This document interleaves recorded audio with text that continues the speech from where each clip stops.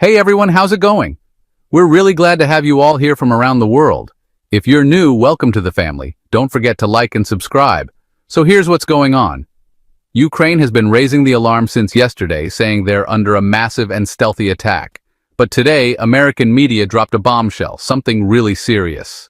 They're asking, has Putin actually responded to Ukraine yet or not? That's a huge question. Another important question.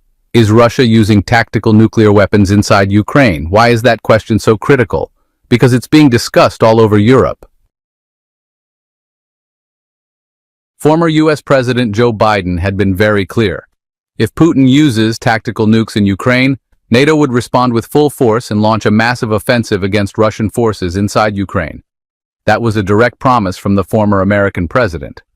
But now, Europe's not so sure. Some are saying, you know what? Putin might launch a strike and the White House might not do anything. NATO might just sit back and watch. That's what's really scary. The proof? Today, The Guardian, UK, quoted a British official who said, "America is not a reliable ally. That's extremely serious." Now, on the other hand, people are also asking, what could Trump do about Putin in the coming days? Could he punish him in a way that forces him to back off? Or is it still all up in the air? But the most dangerous twist in all of this, could Egypt get dragged into the sanctions being placed on Russia? I've got a really powerful episode on the Russia-Ukraine war, and it includes some very dangerous new info just released by American and British media. You need to hear this. One major takeaway is that Europe is now worried the real threat to Ukraine might not be Putin. It might actually be the White House by accident. That's a serious claim. To break this all down and expose what's really happening today, including the movement of Russian nuclear missiles, let's start with the last few hours. So here's what happened.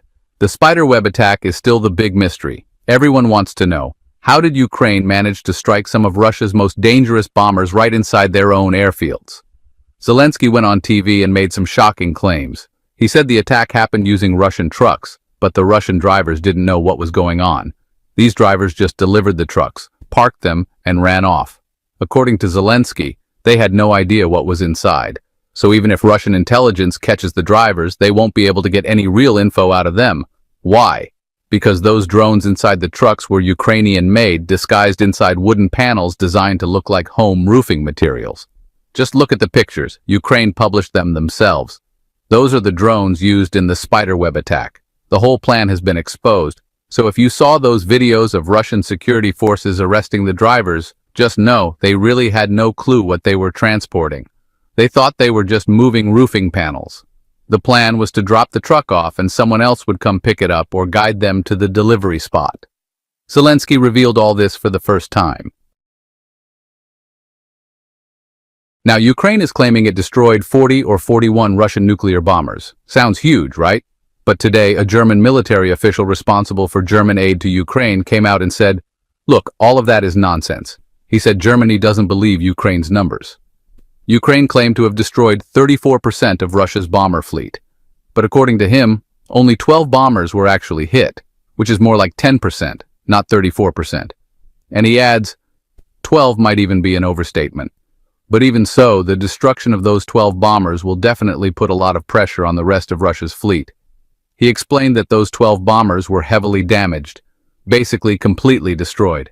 The Americans, in their response, also said, according to U.S. intelligence, only 10 bombers were completely destroyed and 20 others were damaged.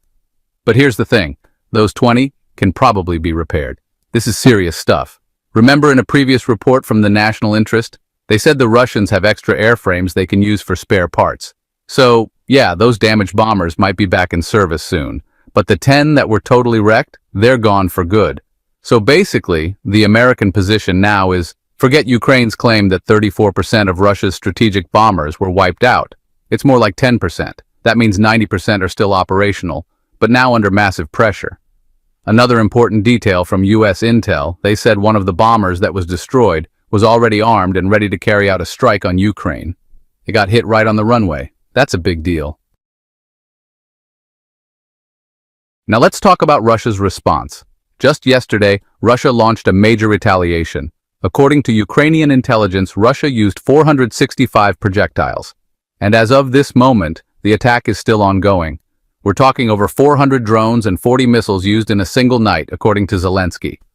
Russia says these strikes are in response to Ukraine's recent attack on strategic bombers deep inside Russian territory.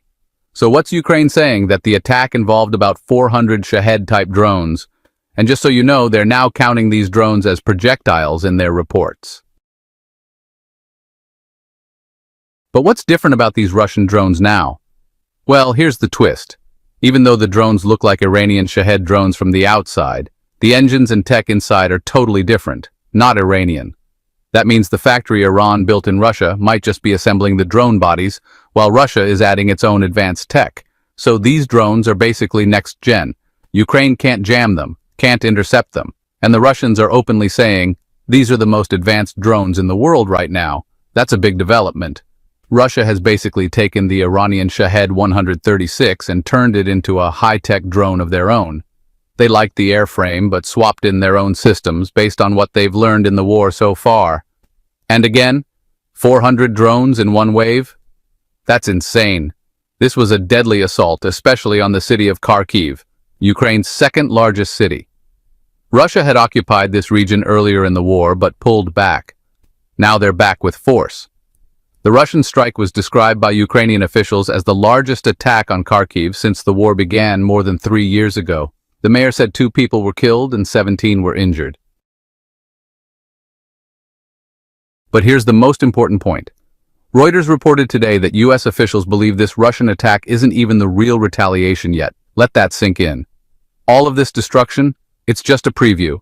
Reuters says the actual Russian response is going to be much stronger, much more aggressive than anything we've seen before. And unlike past drone and missile attacks this time, Russia is planning to use a mix of advanced aerial capabilities. That's not just Russian media saying that, it's the Americans. They believe what we've seen so far is just the beginning. Nearly 500 projectiles, including 400 drones, were just the warm-up. So, what are these new aerial capabilities Russia might use? We don't know yet. Reuters didn't specify, but they hinted that Russia will likely deploy new weapons, stuff they haven't used before. And not just new weapons, but in large numbers and with strategic coordination. All signs point to one thing. Russia is preparing for a massive, overwhelming assault on Ukraine. And don't forget, Ukraine hit Russia where it hurts. They struck Russia's northern fleet and one of their key bases. That's part of Russia's nuclear triad, so yeah, that's serious. There's no way Russia isn't going to respond. And this time, their response will be different. It'll be humiliating for Ukraine. What's even more concerning is that Russia now believes the U.S. no longer fully supports Ukraine like it did before. They're starting to feel like they have a green light to escalate and that the West won't hit back. That's the angle they're focusing on now, especially because the U.S. hasn't responded directly to Russia's recent strikes. It's almost like Washington is silently saying, do what you need to do. And here's another bombshell. Last Wednesday, Putin reportedly had a phone call with Trump. According to leaks, Putin told Trump directly, I'm going to respond. Big time. And Trump didn't really push back. The call lasted over an hour, and it was their second one of this kind.